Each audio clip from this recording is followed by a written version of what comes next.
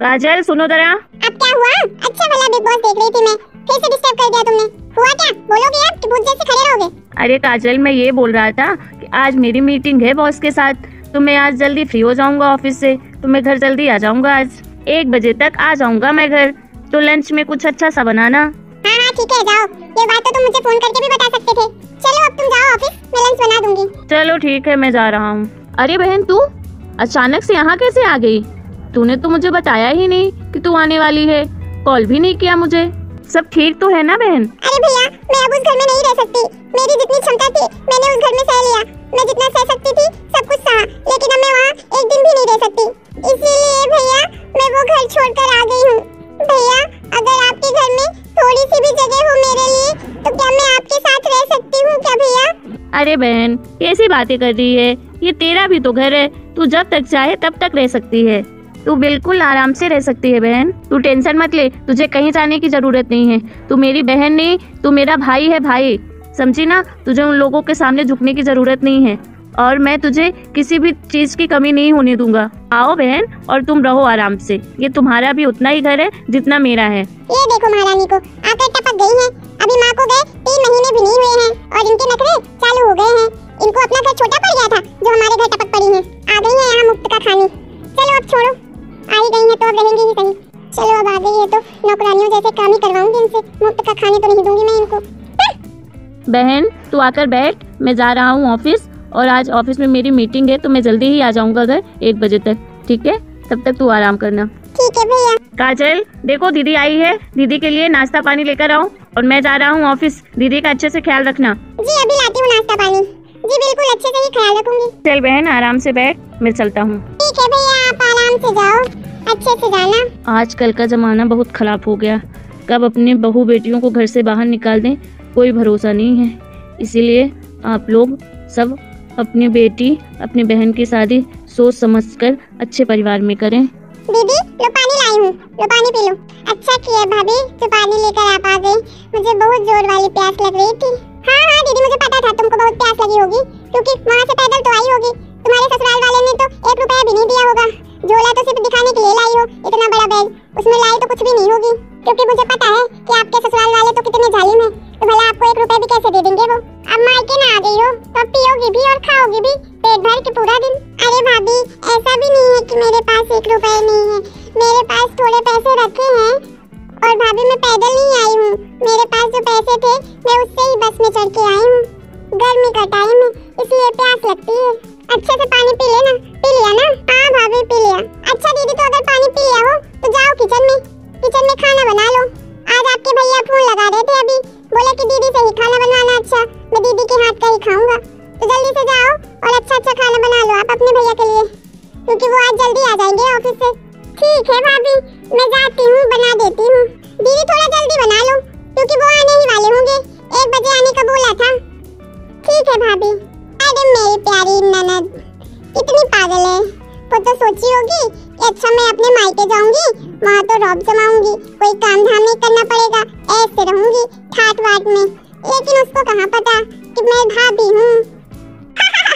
अब तो मेरे ऐश होंगे ऐश। इतने दिनों बाद आई हूँ तो भैया का कुछ खाने का मन कर रहा होगा, इसीलिए उसने बोला होगा चलो मैं जल्दी जल्दी बना लेती हूँ, भैया आने ही वाला होगा। कुछ अच्छा बनाऊंगी तो भैया भी खा लेगा और भाभी भी खा लेगी, और मैं पूरा दिन अकेले बैठ कर करूंगी भी क्या? वही सोचती रहूंगी तो और दिमाग खराब होगा, और यहाँ काम धाम में थोड़ा बहुत लगी रहूंगी तो ससुराल की याद नहीं आएगी मुझे। चलो पहले तो मैं पनीर की सब्जी पूड़ी बना देती हूँ, फिर गाजर का हलवा बना देती हूँ, साथ में पुलाव भी बना दूंगी और रायता भी बना देती हूँ। चाय पीने का मन कर रहा है, लगता है चाय पी लूं थोड़ा सा। अरे वाह दीदी, आप मेरे लिए चाय बना रही थी क्या? लाओ फिर जल्दी से दे दो मुझे। अरे वो भाभी, मैं अपने कोई बात नहीं भाभी, आप पी लो चाय, मुझे तो चाय बहुत पसंद है दीदी।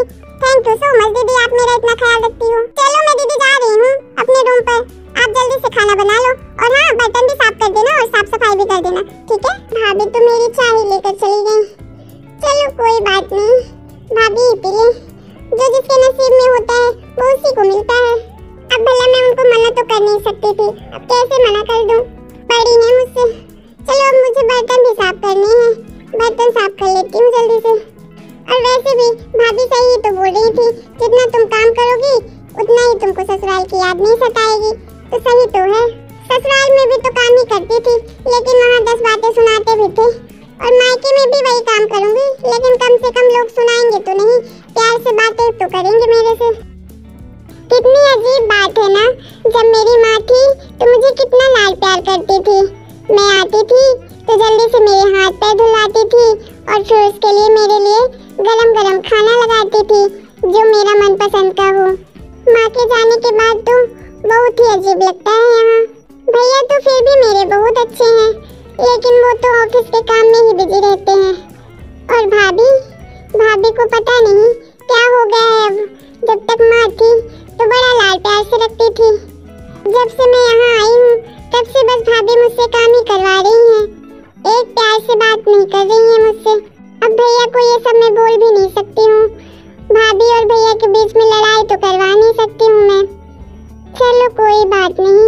दीदी आपको किसने बोला इस सोफे में बैठने के लिए? ये मेरा सोफा है, पर्सनली मेरे लिए है, इसमें मैं किसी को भी बैठने नहीं देती हूँ। इसमें तो मैं आपके भैया को भी नहीं बैठने देती हूँ। आप करिएगा भाभी, मुझे पता नहीं था, नहीं तो मैं नहीं बैठती। आपको तो अपना घर संभाला नहीं जा रहा है और मेरे घर में आती है ऐसो आराम करने। दोबारा से बिना पूछे मेरी एक चीज को भी हाथ मत लगाना, समझी ना? ये जो सारी चीजें हैं ना, ये सब मेरे माँ बाप की दी हुई हैं, तुम्हारे मायके का कुछ भी नहीं है, समझी ना? तो ज्यादा हाथ लगाने की जरूरत नहीं है इनमें, और ना ही तुम्हारे भाई का है ये सब। अरे भाभी आप ऐसा क्यों बोल रही हो? भैया भी तो आपको इतना कुछ देते हैं, इतना सब तो करते हैं आपके लिए। भैया का इस घर में क्या कुछ भी नहीं है? और क्या मेरा इस घर में कुछ भी हक नहीं होता क्या? मेरा कोई वजूद नहीं है इस घर में। देखो दीदी, मैं आपको बोल दूं, अगर आपको इस घर में रहना है तो मेरे हिसाब से रहना पड़ेगा, नहीं तो अपना बोरिया बिस्तर बांधो और चली जाओ यहाँ से। ठीक है भाभी, माफ करना, मैं दोबारा से नहीं टच करूंगी आपकी चीजों को। और आप सही कह रही हो भाभी, मैं अपना घर नहीं संभाल पाई, क्योंकि मेरे ससुराल वाले बहुत ही बुरे हैं, मुझसे बहुत ही काम कराते थे। ससुराल में मेरी जरा सी इज्जत नहीं होती थी, और जहाँ मेरी इज्जत नहीं वहाँ मेरे रहने का कोई फायदा नहीं है। भाभी आपको पता है, मेरे ससुराल में मुझे तो खाना तक नहीं देते थे, मुझे कमरे में बंद कर देते थे, हफ्ते हफ्ते भर खाना नहीं देते थे। और मेरा पति तो दारू पी कर आता और सुबह शाम मारता था मुझे। मैंने अपने ससुराल को नहीं छोड़ा है, मैंने अपने ससुराल वालों को नहीं तोड़ा है, उन्होंने मुझे ही तोड़ दिया है। अरे ठीक है, मुझे मत बताओ ये सब, मुझे कोई भी इंटरेस्ट नहीं है तुम्हारी इन सब बातों पर। जाओ चुपचाप से काम करो, अभी कपड़े धुले हैं, जाके छत पे डाल के आओ। अभी रात का खाना भी बनाना है, कुछ खाने में अच्छा बनाना और कुछ मीठा भी बना देना, समझी ना? और सुनो, मेरे सारे कपड़ों में प्रेस कर देना, समझी ना? ठीक है भाभी। मैंने तो सुना था भाभियाँ तेज होती हैं, लेकिन इतनी तेज होती हैं मुझे नहीं पता था। सही कहते हैं लोग, माँ बिना मायका किसी काम का नहीं होता है। माँ के जाने के बाद तो सब बदल गए हैं। माँ, मुझे आपकी बहुत याद आती है, अगर आप होती तो ये सब नहीं होता। बढ़िया इस सोफे पे बैठने वाली, शक्ल देखी है कभी अपनी? काजल। हाँ बोलो। अरे काजल, बहुत तेज भूख लगी है, जाओ जल्दी से खाना निकाल के लेके आओ। हाँ हाँ अभी जाती हूँ, लाती हूँ। अच्छा काजल, रश्मि दिखाई नहीं दे रही है, कहाँ चली गई? अच्छा रश्मि दीदी, वो तो छत पर गई है, नहाया है अभी उनने, और कपड़े भी धुले होंगे अपने, तो वो छत पे डालने गई है और बाल सुखाने गई है धूप में। नंदिनी ने खाना खा लिया? हाँ, उनने तो खाना उन्हें सब खा लिया है। अरे आप टेंशन मत लो, मैं उनका बहुत अच्छे से ख्याल रखती हूँ। ठीक है, तो फिर जाओ जल्दी से मेरे लिए भी खाना लगा के लाओ, जल्दी, बहुत भूख लगी है आज। हाँ जाती हूँ। अरे भाभी तो चली गई लगता है, भैया आ गए ऑफिस से। नन्नी, तू क्या कर रही है? कहाँ घूम रही है? तू तो दिखती ही नहीं है। चला मेरे पास जल्दी से बैठ। क्या हुआ तुझे? तेरा मुंह क्यों उतरा हुआ है? बता मुझे, छुआ है क्या? बताना मुझे, चल जल्दी बता, कुछ हुआ है क्या? कोई भी अगर तुझे प्रॉब्लम हो तो तू मुझसे बोल, समझी ना? ऐसे मुंह उतार के मत बैठा कर, मुझे बिल्कुल अच्छा नहीं लगता है तू ऐसे रहती है तो। अरे नहीं भैया, कुछ नहीं हुआ है। और आपको कैसे मेरा मुंह उतरा हुआ दिख रहा है? यहाँ कौन सी दिक्कत होगी मुझे यहाँ तो कोई प्रॉब्लम नहीं है, और मेरा भाभी तो बहुत अच्छे से ख्याल रखती है, और आप तो हो ही मेरे हीरो। भला मुझे किस तरह की दिक्कत होगी यहाँ?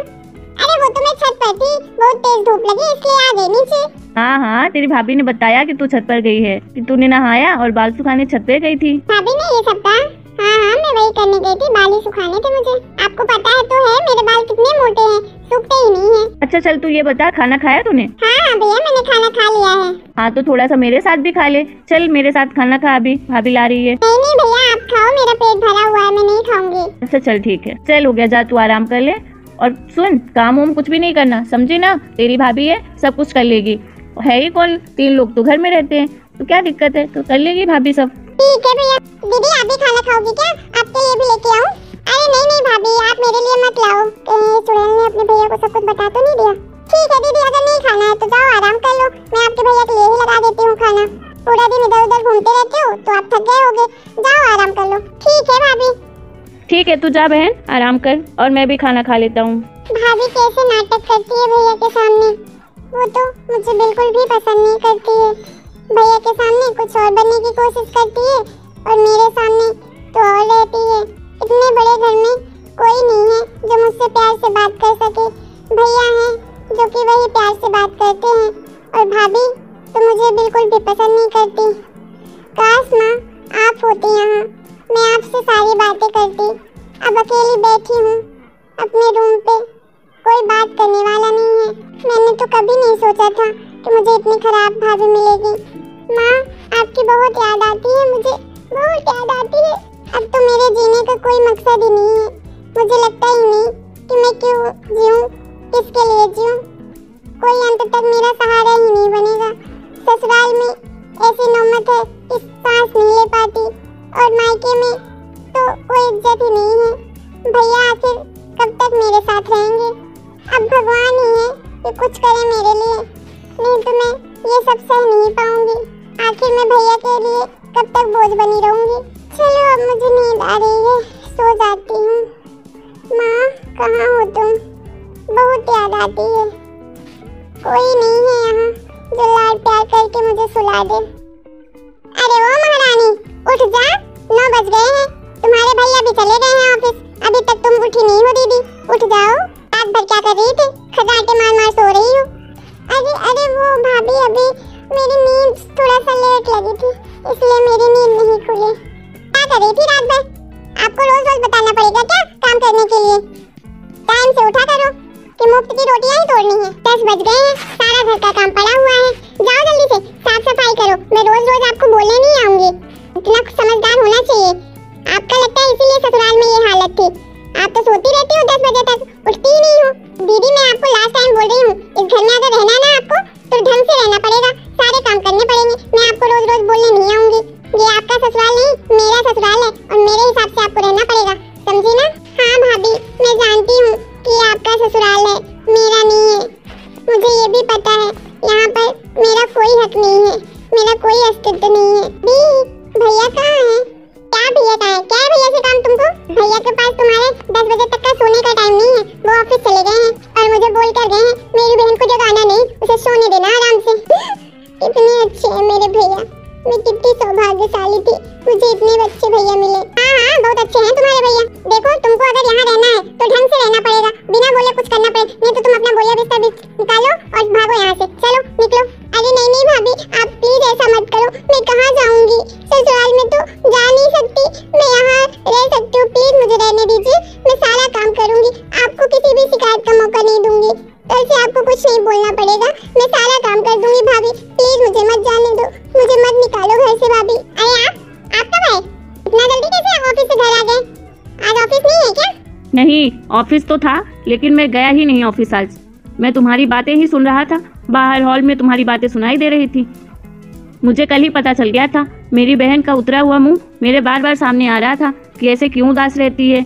4-6 दिन से मैंने देख रहा हूँ उसको, उखड़ी उखड़ी सी रहती थी, इसीलिए मुझे तुम पर डाउट हुआ, इसीलिए मैं आज ऑफिस नहीं गया।